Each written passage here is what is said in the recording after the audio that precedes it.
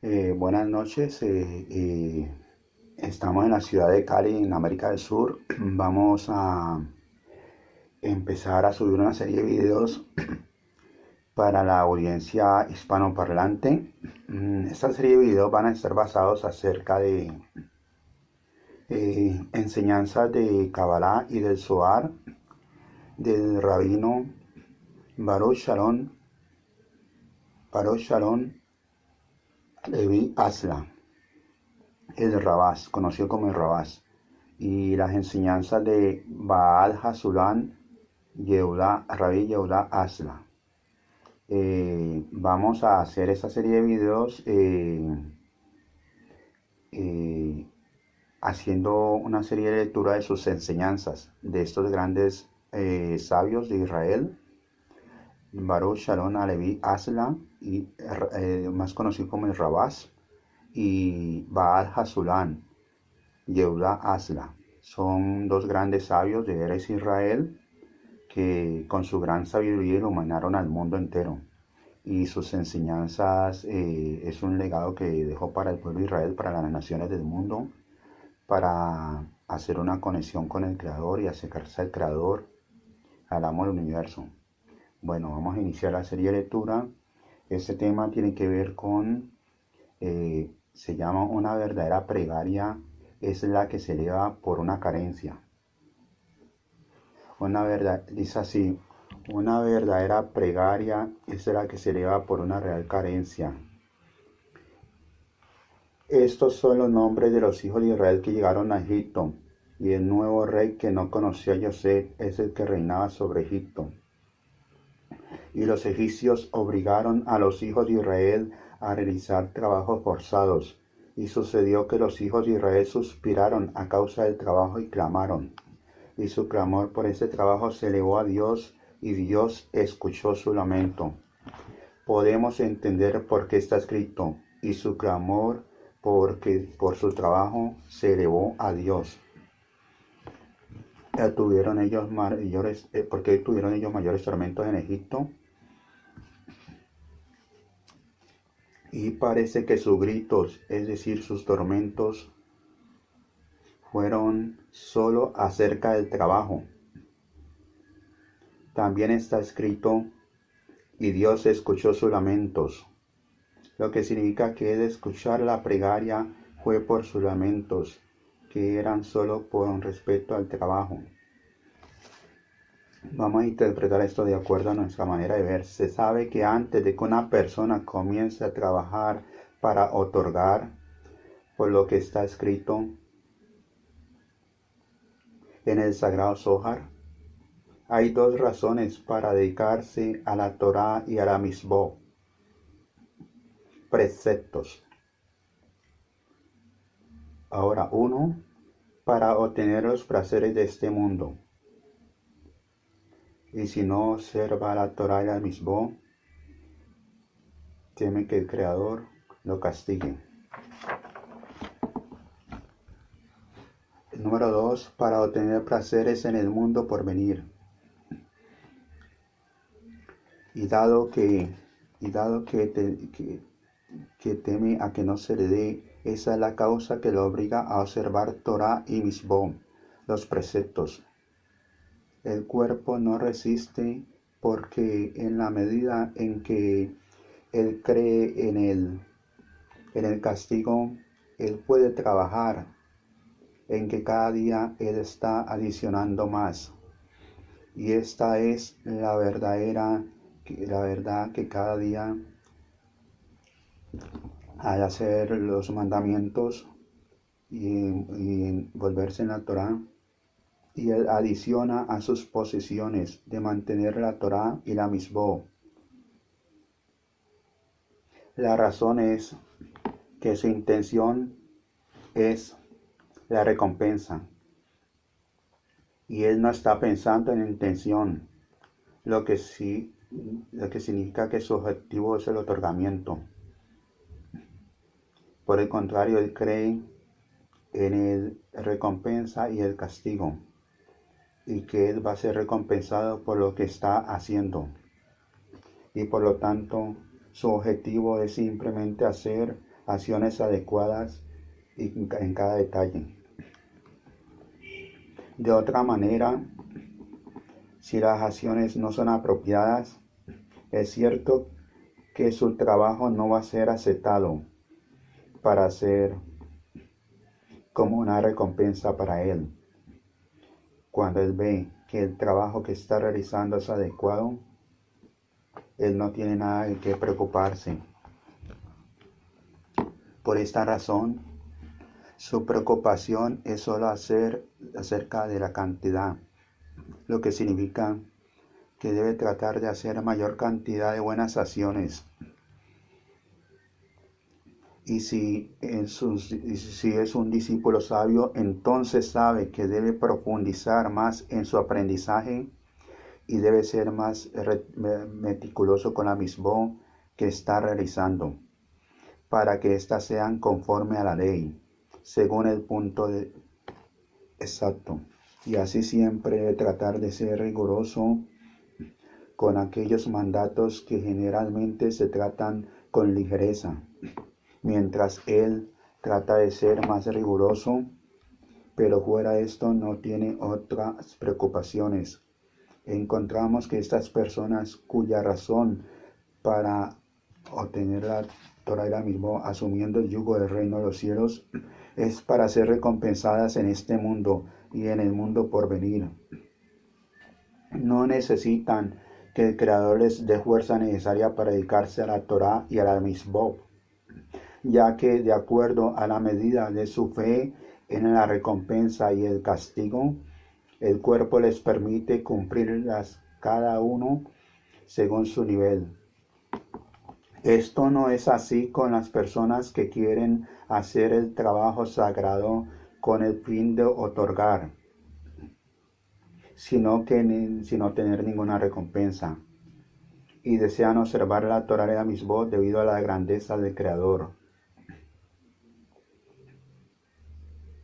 Y es un privilegio que se les permita servir al Rey, y como está escrito en el Zohar sagrado antes mencionado, el principal temor es que el hombre debe temer a su Señor, porque el Creador es grande y gobernante y la esencia y la raíz. Y explica allí en el Sulán que hay 3 maneras de temer al Creador. 1. El miedo a los castigos en este mundo. 2. El temer también a los castigos del infierno. Estos no son el verdadero temor, porque no observa el temor debido al mandamiento del Creador, sino en beneficio propio. Resulta que el beneficio propio es la raíz y el temor es la rama, y el resultado es su propio beneficio. Pero el temor principal es que tema al Creador, porque Él es grandioso y lo gobierna todo. Se deduce que esta es la grandeza del Creador. Esa es la razón que lo obliga a observar la Torah y la misbah. Esto se llama que todo su deseo es solo de lograr otorgar al Creador, llamado otorgar satisfacción a su Creador y no en beneficio propio. Es aquí que comienza el exilio, es decir, que no se le permite encauzar su trabajo para que no sea con el fin de recibir recompensa, ya que eso está en contra de la naturaleza. De todas formas, uno puede obligarse, aun cuando el cuerpo no esté de acuerdo, de la misma manera en que uno puede practicar la abstinencia, aunque sea en contra de la naturaleza. Pero esto se relaciona con las acciones, es decir, para hacer cosas en contra de la voluntad del cuerpo. Esto es por encima de la razón, llamado la voluntad del cuerpo, contra la voluntad del cuerpo. Sin embargo, la persona no puede ir en contra de sus sensaciones y de su mente, y decir que siente diferente de lo que siente. Por ejemplo, si una persona siente frío o calor, no puede decir que lo que siente es falso y obligarse a decir que lo comprende de manera diferente de lo que su mente le obliga a pensar, o que siente lo contrario de lo que está sintiendo. Su única opción es decir lo que resulta que cuando uno quiere observar la Torah la misbó para poder otorgar al Creador, la naturaleza del cuerpo no le permite moverse en absoluto, a menos que vea que tendrá alguna compensación por ello. Por lo tanto, la persona no tiene forma de servir al Creador y que no sea para su propio beneficio. Aquí comienza el exilio, es decir, los tormentos, porque a pesar de que la persona trabaja, no ve ningún progreso. Por ejemplo, si tiene 20 años, por un lado, puede decir que ya adquirió el patrimonio de 20 años de dedicarse a la Torah y la Misbó. Por otro lado, puede decir que ha estado dedicándose a la Torah y la Misbó durante 20 años, pero aún no ha logrado la capacidad de hacer nada para otorgar, sino que todo se basa en el amor propio. Esto se deduce que todos los tormentos y dolores que sufre son porque no puede servir al Creador. Y él quiere sentirlo con el fin de otorgar, pero el cuerpo que está esclavizado por las cáscaras no le permiten dirigir esa intención. En ese momento clama al Creador para que lo ayude, porque ve que está en el exilio entre las Kripot y ellas lo gobiernan, y no ve la manera de poder salir de su control. Entonces, se puede decir que su plegaria es verdadera, porque no está en sus manos el poder salir del exilio, como está escrito, y sacó a Israel de entre ellos, porque su benevolencia es eterna. Puesto que esto va en contra de la naturaleza, solo el Creador puede liberar a Israel de este exilio. Pero dado que se sabe que no hay luz sin un crit, creo que significa que no hay llenado sin una carencia, y la carencia es el crit que recibe el llenado. Por esta razón, antes de que uno ingrese en el exilio, es decir, si no ve que no puede liberarse del exilio por sí mismo, no puede decir que debe ser sacado. Esto es así porque aunque griten, sáquenme de este estado en que estoy, no es una verdadera oración, porque ¿cómo sabe la persona que no puede salir solo? Más bien, esto se puede decir precisamente cuando se siente el exilio, lo que significa que rezará desde el fondo de su corazón. Porque hay dos condiciones para orar desde el fondo del corazón. Primero, una, que su trabajo sea contra la naturaleza. Es decir, que la persona quiere que todos sus actos sean solo con el fin de otorgar y quiere salir del amor por sí mismo. En ese momento se puede decir que tiene una carencia.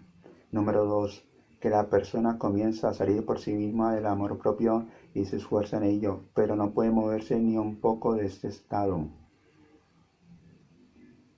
En ese momento la persona necesita la ayuda del Creador y su plegaria es verdadera porque ve que no puede hacer nada por sí misma. Entonces la persona clama al Creador para que lo ayude.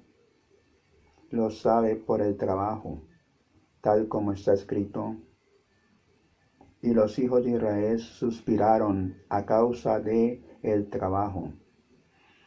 Eso significa que trabajaron y querían alcanzar el grado necesario para poder otorgar al Creador.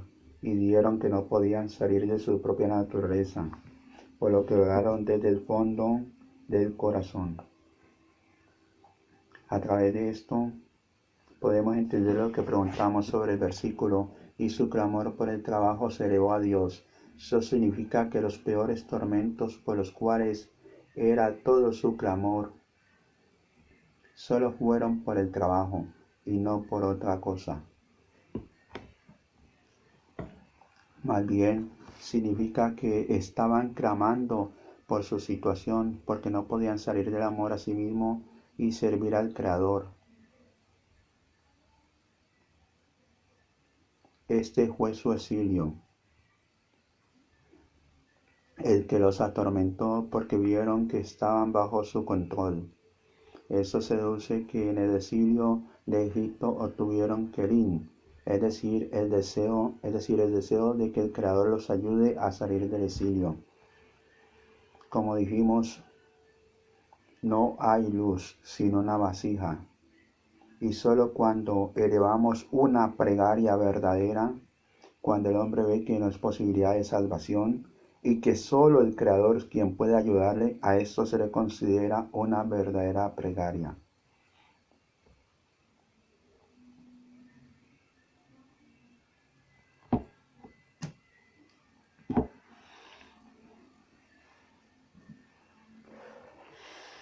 Bueno, muchas gracias. Hasta ahí es la lectura de este video.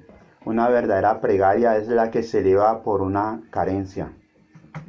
Entonces, muchas gracias por estar aquí en esta corta lectura acerca de este tema que nos enseñó el rabino, uno de los grandes sabios de Israel, el rabino Baruch Shalom Alevi Asla, más conocido como el Rabás, basado en las enseñanzas de su señor padre, Yehuda Asla, más conocido como Baal Hasulam. Son dos grandes rabinos de Israel y vamos a estar transmitiendo videos acerca de la lectura de sus enseñanzas. Les pido, si les gustó el video, que apoyen esta obra, esta labor de difusión del Zohar y la Kabbalah y las enseñanzas de Rabino Shalom Alevi Asla, Baruch Shalom Alevi Asla. Y es un gran sabio de Israel, un gran rabino que tiene un gran conocimiento, un mar de sabiduría, tiene un gran mar de sabiduría y conocimiento en el Talmud y en la Torá. Muchas gracias por estar aquí viendo este video. Les pido que compartan el video y apoyen esta difusión de la Torá y la Kabbalah y el Zohar, dándole like a la manito, me gusta y compartiendo el video. Muchas gracias, que el Eterno les bendiga. Shalom, shalom, bendiciones.